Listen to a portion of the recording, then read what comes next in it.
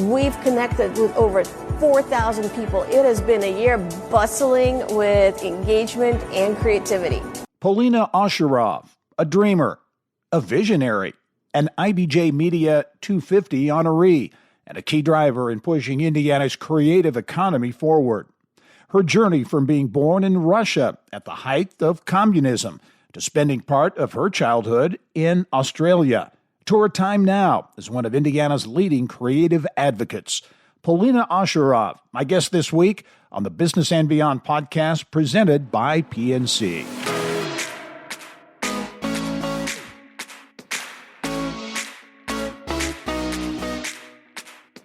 It gives me a great deal of pleasure to welcome to the podcast this week, Polina Osherov. Polina is, her title is Executive Director of Pattern Inc., but as I looked at Polina on your LinkedIn profile, you talk about being creative economy advocate, entrepreneur, connector, convener, and dreamer. And I think you're all of those things. I've known you for quite a while, and it's really great to have you on the podcast. Thanks, Gary. It's always great to spend time with you. What you are doing and have been doing is so important. And I think is now, for the first time, really kind of coming into a little bit more of the limelight because you did so much work in the shadows, if you will, around the creative economy in Indianapolis and now more broadly, Indiana. Pattern Magazine, I think, was the start of this. There's so many different ways we could go. So I wanted to set this up for our listeners out there. You created Pattern Magazine, really focused on fashion and creativity design. Talk about that process, how you came up with that, and then we'll talk about how things progress from there. Sure. Happy to. So the organization and the idea for it was born in 2010 because of a bunch of local fashion designers who really looked around and wanted to see more opportunities for themselves. And a group got together. I was there because as a photographer who loved to shoot fashion, I knew all of these people. And so I was in the room kind of dreaming alongside of them of what Indianapolis could look like if there was a fashion industry that was robust. And then the magazine kind of grew out of that. It was a little bit of an unintended consequences of spending time with so many creative people. It was supposed to be a one and done. Certainly none of us had any publishing background. We had no advertisers. We just wanted to do something to tell the story of the fashion industry that did exist at that time. And there were photographers and models and designers and stylists and makeup artists, hair dressers. And so we put out the issue in 2012. We thought we'd line it up with the Super Bowl, but kind of decided at the end that that wasn't necessarily our audience. But it came out in the spring of 2012. And I was so happy it was finally done. And then everybody was like, so when's the next issue coming out? I was like, I don't think there's another issue. But in the end, it was too good to give up. So we're still making it today. How, I imagine some people probably told you at the time, creating a fashion design creative class magazine in Indianapolis. Are you crazy? What was that like? Because I know that's part of the entrepreneurial piece of your background, but what was that like, getting that, just not only getting it off the ground, but getting it to sustain? Well, it was definitely, and to some extent continues to be, a passion project. When I invited people to participate in contributing to the magazine, even though we had no money and we asked people to donate their time for many years, everybody always said yes, because everybody saw this as a very unique thing that we were doing to better represent Indianapolis to the rest of the world. And so there were attempts to sell advertising, and we did have it available in Barnes & Noble and Books A Million, even around the country, but it was never a financial success. And, after probably 6 or 7 or 8 issues in, we just kind of decided it was a marketing line item for Pattern, and that we just wanted to continue doing the storytelling because, again, nobody was really doing it the way that we were. So lots of back and forth on frustration at not being able to make it pay. It's very expensive to get it printed, but also feeling like it was the right thing to continue doing because it was a way to give back to our community. Okay. And today, Pattern is about much more. And again, due in so much in large part to your uh, behind the scenes efforts, a lot of hard work, blood, sweat, and tears. I think to really pursue and to push Indianapolis and Indiana as a center, potentially a center for design in that creative class. Talk about your efforts now and how they extend beyond, Pattern the magazine, but into so many different areas that have a real economic impact. Oh gosh, yes. Thank you for the chance to share that. There's a lot going on. So out of the magazine, there came out an internship program in 2012 that still lives to this day. And at one point, the internship also spouted into a fellowship. So internships are for college students. They're semester long. Fellowships are year long for kids that just graduated college. And so we were doing all this work, having massive success with this program. And kids would come into the program not really sure about what they thought about Indianapolis. Some of them were from out of state. Some of them were from smaller towns around Indiana. And there was this big question mark of like, do I stay in Indy? I don't think I want to stay in Indy. Indy, there's nothing going on here for me as a creative. And what the organization did through the internship and the fellowship experience is really change their minds about what all is possible and what all is happening in Indianapolis and central Indiana, broadly speaking, and outside the borders of central Indiana. But then what we saw was that more than 50% of the graduates from these programs would end up having to move because they simply could not find the jobs that they wanted here. And there came a point probably in about 2018 where I was just like, I've been doing this for 6 years. We're close to 150 kids. Half of them are leaving. Why are we training them for like other markets? How do we fix this? So I started really thinking about the bigger picture and started thinking about economic development from the standpoint of, well, where do jobs come from? Well, creative companies. Well, why don't we have more creative companies? Well, how do we solve for that? And so little by little, I educated myself on the space. And last year, with support from the Lilly Endowment, we went through a strategic planning process with our board and our community and really just decided through that process that we were going to stop referring to ourselves as an arts and culture organization and become an economic development organization for creative industries. And what that means wholesale is that we're thinking about policy and legislation. We're thinking about economic development, infrastructure, and sustainability and funding for creative industries. And so that takes on many forms, but that's kind of the short answer of what we're doing now. When you talk about the creative class, it's a pretty broad genre, if you will. Talk about all the kinds of kind of companies and industries and things that cover your area of interest and what you're really pushing forward to promote here in Indianapolis and statewide.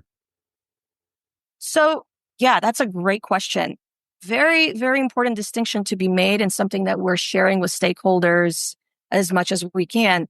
And that is that the creative economy encompasses arts and culture. And we view arts and culture as the nonprofit portion of the creative economy. It's where you have the Arts Commission and the Indie Arts Council and the Arts Councils support and operate. It's fine artists, it's opera, it's ballet, it's the more traditional art forms. We are more focused on the commercial industries like filmmaking and music, aka entertainment, like design, whether that's fashion design or graphic design or industrial design. We're thinking about, in particular, the digital economy. So content creators, your YouTubers, your podcasters, folks on social media, people who are building out video games, massive, massive economic impact that's happening there. And so we don't have, as a state, representation in any of the economic development sectors at the state level or the city level, people who are thinking about those commercial sectors from an economic development standpoint, from the standpoint of jobs, attracting businesses, helping creative entrepreneurs grow and resourcing them. So important difference, because sometimes people continue saying arts and culture and they mean the whole thing, but it's important to make that distinction. As you look at traction? Do you feel as though you're gaining traction? Talk about maybe most recently 2024, some of the big wins you were able to put on the board. For sure. So in 23, we thought that it would be great to start hosting Indiana Creative Economy Summit. Because what we recognized is that in order for us to get our stakeholders and community leaders and political leaders and higher ed leaders to recognize all of these industries, we needed to educate them first. And so the summit, we had our second one last year, is just an opportunity to do that, to bring folks from all of these different industries under one umbrella and to talk about, first of all, the impact, and secondly, what is it? And then how do we grow it? So those experiences were super positive. The response was overwhelming. We are working on the third annual summit that will take place on October 14th. Super excited, looking forward to that, and just continuing evolving the conversations as folks are more and more aware of the opportunities, the possibilities, and what could happen if we did, in fact, start strategically investing in creative industries. Well, as you look at that bottom line impact, I know that there's been a creative economy study done. I think CICP, Central Indiana Corporate Partnership, supported that. Talk about some bottom line numbers here. How big? What is the economic impact of the creative class in Indiana? So, based on 2022 numbers, arts and cultural industries contributed $9.3 billion to the state's GDP. Now, wow. That's a big number. It's a sizable amount. Now, it's also only 2% of the state's, gross GDP, and so we kind of rank near the bottom compared to other states. So there's a lot of opportunity for growth. Unfortunately, we're like 43rd in U.S. for creative business density. Lots of opportunities for growth for sure.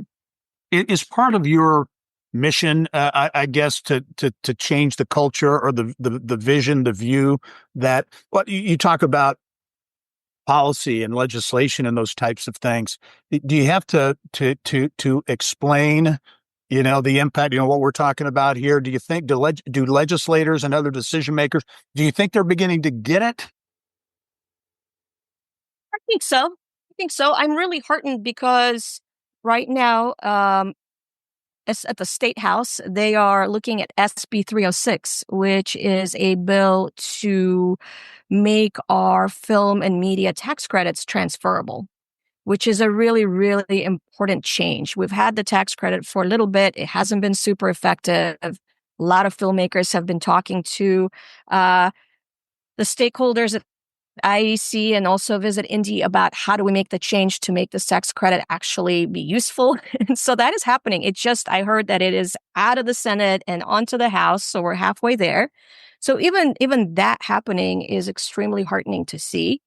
Let me interrupt you there, because that film and tax credit, had been talked about for so long.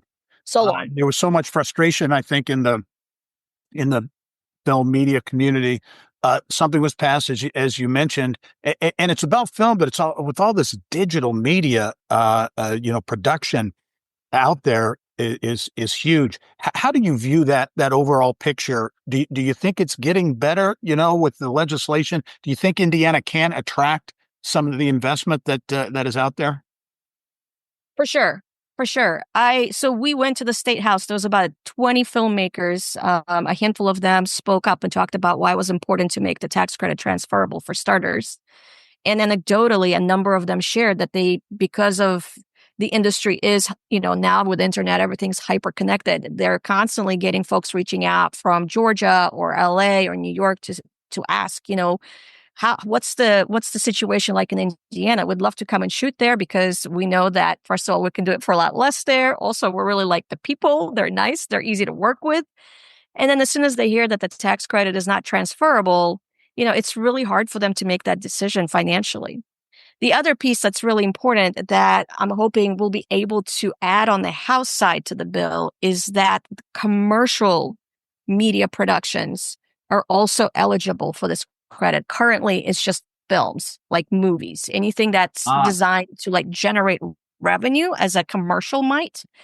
those aren't eligible, but they're really hugely important for the success of this tax credit because commercial productions happen a lot faster, they're more frequent, they pay better. And so I think it's a way for us to sort of build up density of crew and bring a little bit more money into the industry for our crews and the folks that work here. Yeah. As you look at the creative economy, you mentioned some big numbers there and a lot of upside, a lot of potential. We're talking a lot, mainly focused here in central Indiana. Is there a statewide component to this? Can communities and regions? I would think that some of the more rural areas might, when it comes to film and those types of things, might have some opportunity. But what is the opportunity to extend this on a statewide basis? So, speaking specifically about film, I think that Indiana is a beautiful state that's incredibly diverse. I mean, we do kind of have our own ocean, right? You go up north and we have Lake Michigan and it's massive. And you know what? You could absolutely make a film on the beach and not anybody know that it's a lake. And then you go down south and you've got these wonderful hills and just all the greenery and, all the historic different towns and cities. So there's a ton of opportunity for sure. What's exciting for me right now is that because there's some ready funding through the Lilly Endowment that is available for arts and culture. Again, all the different regions that are applying for ready grants have been asked to actually do feasibility studies specifically around their creative economies. And so we will actually have data and a much better understanding of where each region is, what is their creative hotspot, what's happening right there in their cities and their towns that makes them more creative. And so building on that, I'm really looking forward to that. I think that the creative economy, because it's so diverse, there's so many different ways to utilize it to help main streets grow, to keep young people in these smaller towns instead of having them leave. There's just so much possibility. And as we talk about like the crisis of talent attraction and retention, there is no better way to keep young people than through creativity, arts, culture, and these sectors that allow them to express themselves and make a living. Yeah. Much more ahead with Polina Osherov. She's the executive director of Pattern and really leading efforts in Indianapolis and in Indiana around pushing the creative class, the economic impact, and really lighting a fire under that impact. We'll be back with more with her, talk a little bit about her background and what's next for the creative economy in Indiana when the Business and Beyond podcast returns. PNC Bank knows banking should be boring. If it wasn't, bankers might sound like movie trailers. In a world with banks, a woman walks in, ready to risk it all. I just want to open a savings account. Or you could do that. Drama is good for movie trailers, not banks. That's why PNC Bank takes a boring approach to your money, so you can live a happily fulfilled life. PNC Bank, brilliantly boring since 1865. PNC Bank National Association, member FDIC. Brilliantly boring is a service mark of the PNC Financial Services Group, Inc. And welcome back to the Business and Beyond podcast. We are presented on a weekly basis by PNC. My guest this week, Polina Osherov. Polina is the executive director of Pattern. But as I think I mentioned at the beginning of the podcast, she is really the most high-profile advocate for the creative economy in Indiana. She's an entrepreneur, a connector, a convener, and I think perhaps most importantly, a dreamer, right, Polina? Yes. Either that or just insane. I'll go with the dreamer. I love it. Well, you had a very circuitous route to Indiana. You were born in Russia. Tell us a little bit about growing up, your background, and how you got to Indiana. Yes. So born in Russia at the height of communism, and my parents made the decision that they wanted to immigrate. My dad was a Jew, and there was a period in time in Russia where USSR where you could choose to leave to go back to Israel. Wow. And so my parents used that route to escape USSR at that time. We did not end up in Israel. We ended up in Australia. I joke that my parents found the place that was the furthest on the planet from Russia to move to, so like they couldn't ever be brought back. So right, yeah. What do you that's remember? where I grew up. What do you remember about growing up there? How old were you? So we left when I was about 9 years old. So I don't remember a whole lot. I think it's a good life for kids. Communism is all about like getting everybody involved and everybody's together and everything is free. And so, you're protected by your parents from the reality of what life looks like under communism. Mhm. And so I remember having a great time. I did ballet and gymnastics and ice skating. There were outings and trips and things. But I'm somebody who loves an adventure. And so when it was time to leave, I was looking forward to that as well.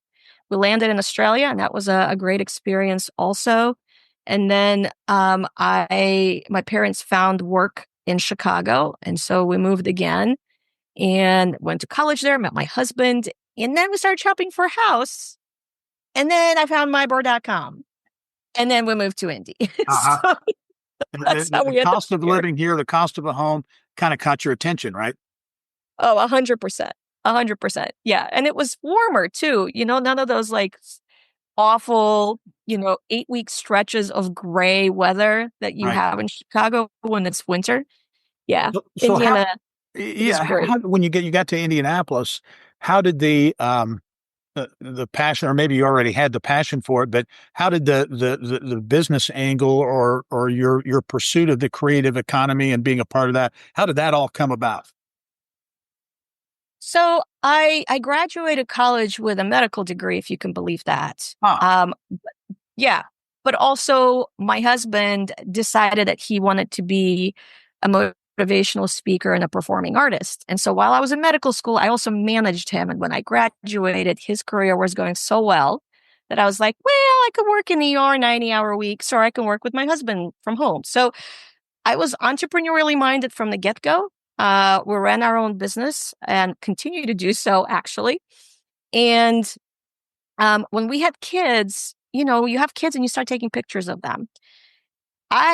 In my past life, and my dad was a cinematographer, I kind of learned how to take photos. I never did anything with it professionally, but when I started taking pictures of my kids, I had this revelation of like, hey, I think I like this. And also, I might be sort of pretty good at it. So I started taking photos, and that became a career for me. And that's how I came to know the fashion designers that then invited me to the meeting to launch what ended up being Pattern. I think the answer is twofold why I'm here. I am ridiculously curious and constantly stick my nose in things that I probably shouldn't, just because I want to figure out what's going on. And two, I really love solving big problems, as it turns out. The bigger the problem, the happier I am. And so here we are. Well, talk about or give me your perspective on how Indianapolis has changed, say, over these past 15 years when it comes to the creative economy. What's here, thinking back 15 years ago, where we are now and the potential. How have things changed? Well, things have certainly changed a lot, and for the better. When Pattern first started, we had a meetup, which was really, there was nothing else like that happening in the city. And so we had, every month we would meet with folks that were interested in fashion, not professionally, but just love dressing nice. And it was a big group. I think we ended up having like 2,500 members at the end of it all. And so there's been so many different organizations that have come and gone. It feels like there is a bigger community now, but in some respects, the challenge is, the lack of investment. And so it's very grassroots. We have obviously our anchor institutions that sort of sit in their own bucket, and they are broadly supported and have endowments. And then we have this grassroots, energy bubbling up all the time. So there's constantly things happening, but people aren't really getting paid to do those things. Mhm. And so it's super cool. If you know where to look for it, you'll be, I think, just really shocked and impressed by how much of it there is and how cool it is and how incredible people are. But they have a lifespan of about 3 to 5 years before they burn out Mhm. and just decide to stop doing it, to move to a different market, or, just quit. And Mhm. so, I mean, the difference, I guess, between those that have come and gone and Pattern is that I just hate quitting. Mhm. But there are lots of opportunities to do that. And so I think that there's an openness and a desire for more creative expression, for more creative placemaking. I think that our leaders and our developers and our politicians are more aware of the role that arts and culture plays and how important it is. At least they say they understand. Right. But at the same time, there's still not a strategic investment in any of these things to a degree that there should be. And that is, well, a challenge that we're hoping to help address, because I know that stakeholders require data. They need to understand the ROI. They need to know where the money's going. And nobody's really taken on the responsibility of proving that on a large scale. Yeah. And that's the thing that we're doing that hasn't been done before. So you're clearly doing that. And I would think that the support of folks like the Indiana Economic Development Corporation, Central Indiana Corporate Partnership, gives you additional gravitas, if you will, and the ability to take your ideas and the things you want to do to that next level. 100%. It's been very, very heartening to be able to partner with organizations like that. And, I have seen the use of the term creative economy much more frequently in the news and folks utilizing it, which is wonderful, because I think that that's a term that we need to continue to popularize and educate people on. But ultimately, we as a state have so many fantastic assets already in existence. There's lots more to be done, but there's a lot to build on. And I know that sometimes for folks, if they don't know where to look, it might feel like, oh, golly, here we go, trying to create something out of nothing. Don't we already have things going on? Why do we have to invent something new? That is absolutely not the case. We need to wrap our arms around it and put a number to it. And I truly believe that it's actually more than $9 billion. And I think that we just need more supporters from our civic institutions, political and higher ed, to be more thoughtful about how creativity is incorporated. And I think that, one of the things that you and I talked about before this pod started is how to better integrate creatives and creative startups into innovation hubs. I'm seeing a lot of investment in innovation. We obviously are doing some really exciting things in biosciences and tech and manufacturing and agriculture. And these buildings are popping up. I mean, there's millions of dollars being put towards that. And I would just love for there to be a thought around, okay, so we're going to have 150,000 square feet of labs. Could there be maybe 5,000 square feet for musicians or artists or filmmakers or whatever, right? There's a lot of conversation around cross-pollination. And I think that folks that have done any research on this know that innovation without creativity is impossible. And to the extent that you can bring artists and geeks together and have conversations and try to work together to solve big problems, I think everybody wins. And I wish I would see more of that happening, especially right now. There's I think a once in a generation opportunity right now with all of the innovation labs that recently. So you see opportunity. For example, 16 Tech, which continues to grow wildly on the near northwest side of Indianapolis. You go to Bloomington as another example with the Trades District and the Forge and some really large and kind of cutting edge space. So you see some potential there, maybe some partnership potential going forward. I do. I think it's like everything else, though, with this topic, people have misconceptions. Anytime that I talk about incorporating artists into a hub, people automatically assume that what I'm talking about is a hub for artists, affordable housing and offices for artists all under one roof. That's not what I'm talking about. I'm talking about a hub for STEM with space built in that is affordable for creatives to be there as long as that building stands. And that's a very important distinction, because anecdotally and just looking at national data, when hubs are created, especially when they're driven by nonprofit organizations, they're not sustainable. They don't survive, because you can't, as a nonprofit reliant on donations and grants, run an entire building where people are paying, a third of the rent. It doesn't work, which is why having a commercially viable building that's making $28 a square foot but then, allocates maybe 10,000 square feet that is only $12 a square foot. Now that could be worked out. There's a way to close that gap. Either the property owner or the developer is going to be generous, write it off on their taxes, or maybe there is some fundraising, but fundraising for closing a $100,000 delta is different than trying to close one that's 20 million every year. So, right. Yeah. Okay, I'm going to ask you what's next, but before that, I have to ask you about your cat ears, because brother, anyone who knows Polina knows cat ears, and you've always have had those cat ears on as long as I've known you, I think. But I notice you don't have them on there. First of all, how did the cat ears thing come about? It's your trade. It was your trademark. It was my trademark, but it wasn't on purpose. I bought them on a lark. I want to say in 2014 or 15. And I wore them in Paris, went on a trip to Paris, wore them because I was like, well, nobody knows me there. Who cares? I'll just wear them for fun. And then people were like so happy about the cat ears. People would like comment and smile. And I was like, well, this is nice. I don't normally get that type of a reaction from folks. So I kept wearing them, and then they became my trademark. But then, strategic planning, you're not arts and culture anymore. You're trying to do economic development and raise hundreds of millions of dollars for this work. And it became clear to me that wearing them, I was just not fundable. People love them, but they won't write me $100 million. The checks. And that became important. Polina, let's talk about what's next, because you've got a lot on your plate.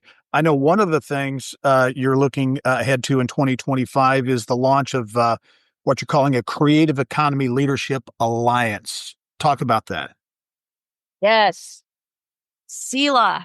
Well, it's something that I've been thinking about for quite some time. Not as long as Pattern's been alive, but maybe since 22.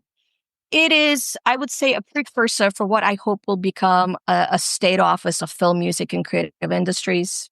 It is something that exists in quite a number of states, notably Michigan and Colorado, Tennessee, Georgia, Texas, all have state offices of film, music, entertainment, creative industries. They have different names, but essentially represent the same industries that I talked to you earlier. But CELA is the precursor for that. I've had multiple conversations, over 100 people at this point from various sectors, explaining to them why I think we needed this organization. And everybody agrees that it's a great idea. And we were fortunate to get funding from Ellen White Hill-Clu's Charitable Foundation to launch it. And so this year, we are formalizing it. We are recruiting folks. We're having them sign on the dotted line and giving us their logo and maybe a few $100 to keep the good times rolling. And then we're going to use this group to help us build out a legislative agenda for 2027 to really address some of these gaps in the creative economy infrastructure that we have as a state. So, just kind of doing this little thing. That's big. Hey, real quick, you mentioned some of the other states involved in this game. Very quickly, I didn't ask you about it before, but how do you think Indiana stacks up? And I assume some of the competitive markets we're looking at are the typical ones for Indianapolis and Indiana in terms of Nashville and Columbus and maybe some others. But how do we stack up? And is that our competition, kind of our immediate competition, maybe? Yeah, it is our immediate competition. I think anybody that has paid any attention to what Nashville and Austin and Columbus have done in the last 25 years will have to regrettably admit that they have kind of passed us by in some respects, especially as it pertains to talent attraction and retention. And so to me, why that has happened is fairly evident. There is way more creatives in those towns and cities, more creative companies, more creative productivity. And so, we're leaving money on the table by not thinking about this real hard. And as I said earlier, the talent, the desire of people to stay in Indiana who are in creative industries, it's all here. We just need to be more thoughtful about it and put some dollars behind it to make it grow. And it has to be a sustained investment. We need patient capital. We need a longer runway. There's been certainly efforts over the years that I've been paying attention of investment in arts and culture and other similar things, but it's always been very small. You can't grow all of this with like $250,000 here, $500,000 there, $1 million here. That's not what we're talking about. Let's think about our sports industry and how we grew that and how much money went into making that successful. It wouldn't be where it is today if not for investment. And so we can do it. Yeah. We've done it before. There's no mystery here. We actually have the playbook. So I think we should. Otherwise, we can't really sit there and kind of low-key complain about Nashville and Austin passing us by and stealing our talent. I agree with that. And Polina, with you leading the charge, I think we're going to see some successes in the months and years ahead. Polina Osherov is the executive director of Pattern Inc. Polina, it is really great to catch up with you. Thank you again for all of your efforts, because you're doing a lot now, but you've been doing a lot for a lot of years, and I think it's beginning to come out into the sunlight. That's a good thing, and I think it'll mean good things going forward. So good luck. Thanks, Gary. I appreciate it. Take care. All right. And thank you for joining us on this episode of the Business and Beyond podcast. We're presented by PNC, a weekly conversation with achievers in business, sports, the economy, you name it. Just achievers making things happen in the state of Indiana. And we are now 200 plus episodes, and you can download each and every episode and get Indiana business news 24/7. All you have to do is go to InsideIndianaBusiness.com. I'm Gary Dick. Thanks for joining us. We'll see you next time.